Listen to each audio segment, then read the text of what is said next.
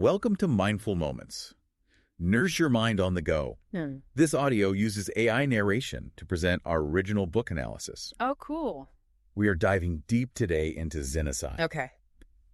It's the third book in Orson Scott Card's Ender's Saga. Right. You probably know Ender Wiggin as that tiled hero from Ender's Game. Of course. But it's been years. Right. And in Xenocide, we find him dealing with a lot of guilt from his past. Oh, wow. As he faces new challenges on this new planet. Okay, interesting. What's different about Xenocide compared to, like, other space operas? Well, I think what's really interesting is that it kind of goes beyond a typical space opera. Okay. And it brings up these really deep questions about consciousness, the ethics of genetic manipulation, and all the complexities of faith. Wow. And all this happens as there's this potential conflict between different species. I see. So we see Ender trying to find some atonement for wiping out this entire alien species, the buggers, Right. or as they're called now, the formics. He's trying to do this on this new planet, Lusitania. Okay. But it's not exactly a peaceful retreat. What do you mean? Lusitania has this deadly virus called Descolata. Oh. And there's this species of sentient trees.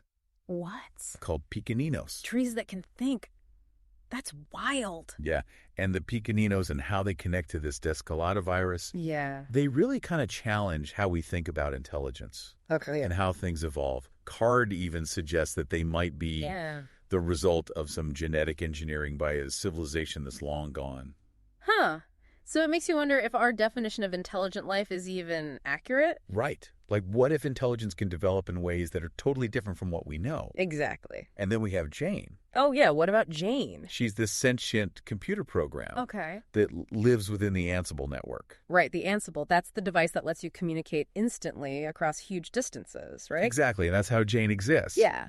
But the thing is, that technology is threatened. So she's fighting to survive. Makes sense. Her whole situation just brings up all these questions. Like what? Like, does consciousness need a physical body? Right. Could it exist in some other form? Like within a giant network? Yeah. And what does it even mean to be alive? Whoa, that is mind-bending. Card really pushes you to consider just how fragile consciousness might be. That's heavy. So, while all of this is happening on Lusitania, back on Earth, we see Ender's brother, Peter. Oh, yeah, Peter. What's he up to? Well, he's basically working to gain political power. That's interesting. So you have Peter who wants control. Yeah. And Ender who is looking for redemption. Two completely different paths. It really shows us how humans have this capacity for both destruction and creation. Yeah, for sure. And then on another world, you have the people of Path. Oh, the people of Path. This human colony that experiences what they think is divine revelation. I see, but what if those visions aren't what they seem? Exactly. What if it's something else? Like manipulation. Yeah, maybe even by an outside force. It makes you question everything about faith and technology. Right. And the possibility of aliens playing a role. Seriously. It's clear that Card doesn't want to give easy answers. I can see that.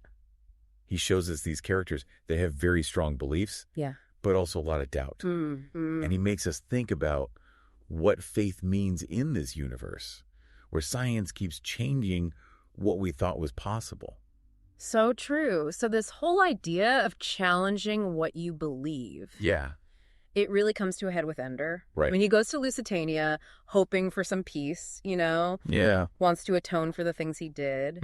But he ends up in a situation that's way more complicated than he could have ever imagined. He's carrying so much weight from what happened with the buggers or the formics. Yeah. Trying to figure out the pecaninos and the Descolata. And on top of all of that, he's got to protect them from the human fleet. Oh, right. The fleet's on its way to destroy the planet. Exactly. So how does Ender even approach this problem now? Has he changed since Ender's Game? That's a good question. Back then, he was all about strategy. Yeah. But he's also kind of ruthless. Now we see a softer side. Really? I think so. How so? He's much more empathetic. Yeah. He's really trying to find a way for everyone to benefit. Even his enemies. Even those he might consider enemies. He's really grown. I see that. And this is where his connection to the Hive Queen comes in. Oh, right.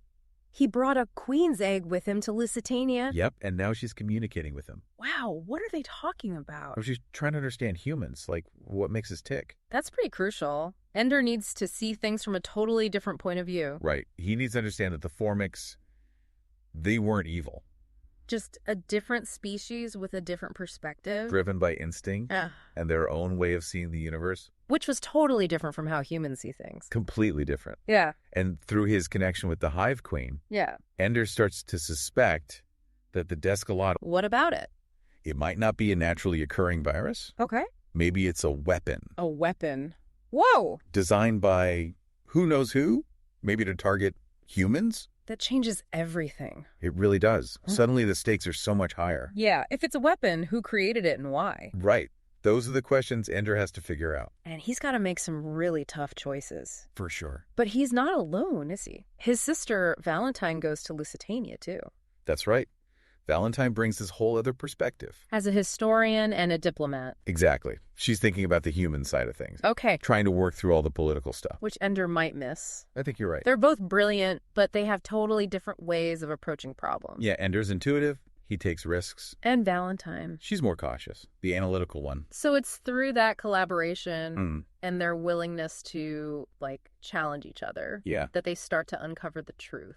About the Descolada. And the danger. Exactly. And around them, we have all these other characters who are caught in the middle of this. Scientists racing to contain the Descolada. Right. The Pequeninos trying to figure out what's going on. Trying to find their place. And the people of Path struggling with their faith. Trying to understand what it all means. That's like all these different viewpoints. Woven together. Into one big story. What I really appreciate is that Card doesn't give us easy answers. I agree. There aren't clear heroes and villains. It's not that simple. These characters have flaws, they mess up. And they're all driven by what they think is right.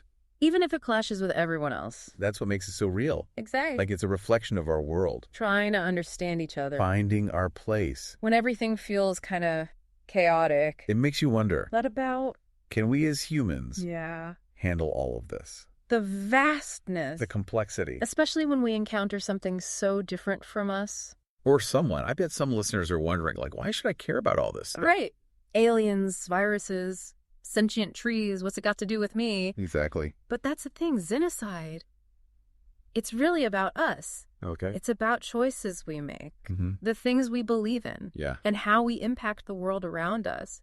It's about empathy, right. Like really trying to understand people who are different from you, even when it's hard or scary. I think there's a message of hope in there, too. Oh, absolutely. It's like this hope that we can all figure out how to live together. Not just with each other. Right, with every kind of life. On this planet, and maybe even beyond. One thing that really made me think was how Card deals with that Descolada virus. What about it? Well, that whole idea that maybe it was engineered. A tool. Yeah, created for a purpose.